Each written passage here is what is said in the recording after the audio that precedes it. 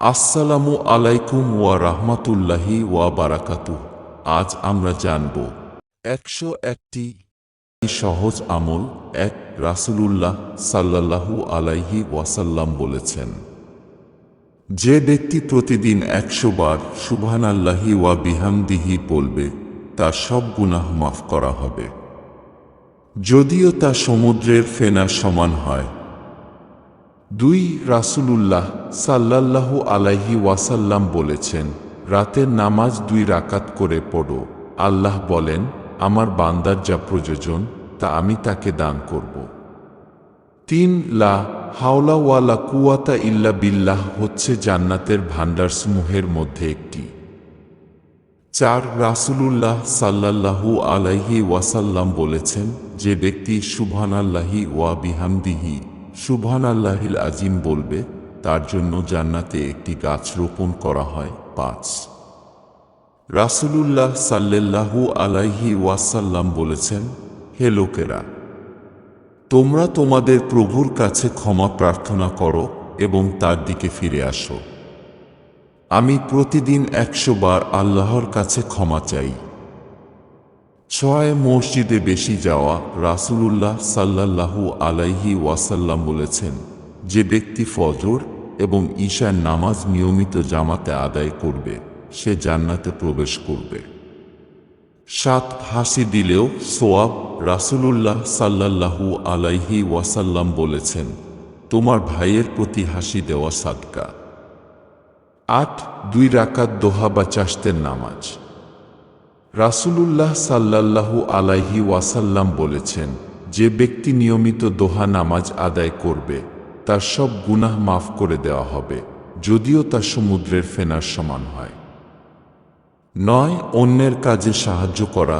রাসূলুল্লাহ সাল্লাল্লাহু আলাইহি ওয়াসাল্লাম বলেছেন, যে ব্যক্তি কোনো মুসলমানের দুনিয়ার কষ্ট দূর করবে, আল্লাহ কিয়ামতের দিন তার কষ্ট দূর করবেন। ১০ আজানের উত্তর দেওয়া। রাসূলুল্লাহ সাল্লাল্লাহু আলাইহি ওয়াসাল্লাম বলেছেন, যখন তোমরা মুয়াজ্জিনকে আজান দিতে শুনবে, তখন তার কথার উত্তর দাও।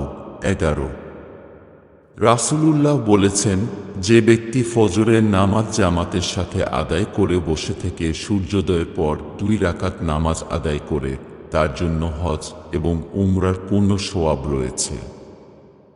১২ প্রতি রাতে সূরা ইখলাস, ফালাক ও নাস পড়া। রাসূলুল্লাহ সাল্লাল্লাহু আলাইহি ওয়াসাল্লাম ঘুমানোর আগে এই সূরাগুলো পড়তেন এবং নিজেকে দোয়া দিতেন। ১৩ তোমরা জান্নাতে প্রবেশ করতে পারবে না যতক্ষণ না তোমরা ঈমানদার হবে, আর তোমরা সত্যিকার ঈমানদার হতে পারবে না যতক্ষণ না তোমরা পরস্পরের মধ্যে ভালোবাসা সৃষ্টি করো। আমি কি তোমাদের এমন একটি বিষয় বলবো না, যা করলে তোমরা পরস্পর ভালোবাসবে?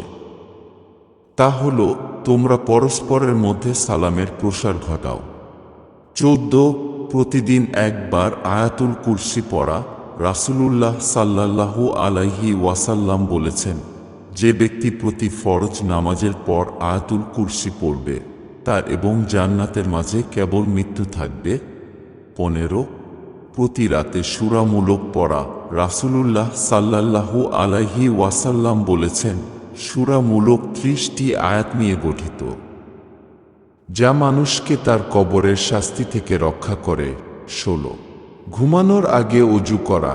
রাসূলুল্লাহ সাল্লাল্লাহু আলাইহি ওয়াসাল্লাম বলেছেন, যে ব্যক্তি পবিত্র অবস্থায় ঘুমাবে, তার পাশে এক ফিরিশতা নিযুক্ত থাকে। যখন সে জেগে ওঠে, তখন সেই ফিরিশতা তার জন্য ক্ষমা প্রার্থনা করেন। ১৭ শুকরিয়া আদায় করা। প্রতিদিন সকালে এবং রাতে একবার বলুন, আলহামদুলিল্লাহি আলা কুল্লি হাল। রাসূলুল্লাহ সাল্লাল্লাহু আলাইহি ওয়াসাল্লাম বলেছেন, যে ব্যক্তি আল্লাহকে শুকরিয়া জানায়, আল্লাহ তাকে আরও অনুগ্রহ করবেন। ১৮ প্রতিদিন ৭০ বার ইস্তেগফার পড়া। রাসূলুল্লাহ সাল্লাল্লাহু আলাইহি ওয়াসাল্লাম বলেছেন, আমি প্রতিদিন আল্লাহর কাছে ৭০ বার বা তার চেয়েও বেশি ইস্তেগফার করি। ১৯ খাবার খাওয়ার আগে ও পরে দোয়া পড়া।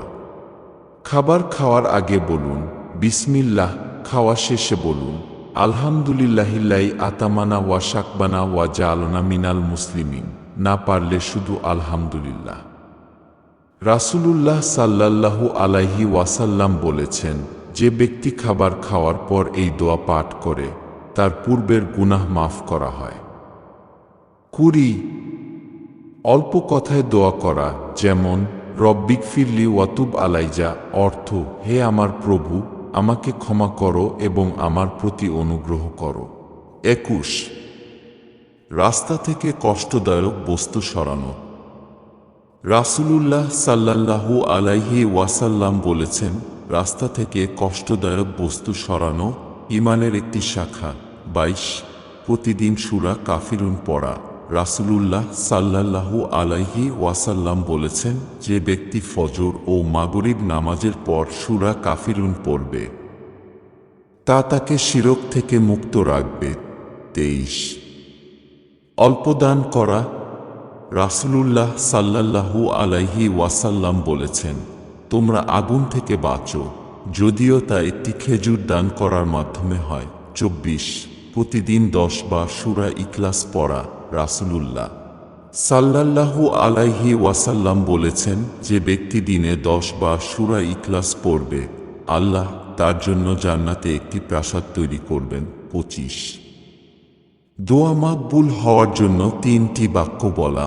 রাসূলুল্লাহ সাল্লাল্লাহু আলাইহি ওয়াসাল্লাম বলেছেন, যে ব্যক্তি সকালে এবং সন্ধ্যায় 3 বার বলে, রাদিতু বিল্লাহি রাব্বা ওয়া বিল ইসলামি দিনা ওয়া বি মুহাম্মাদিন নাবিয়্যা, আল্লাহ তাকে সন্তুষ্ট করবেন।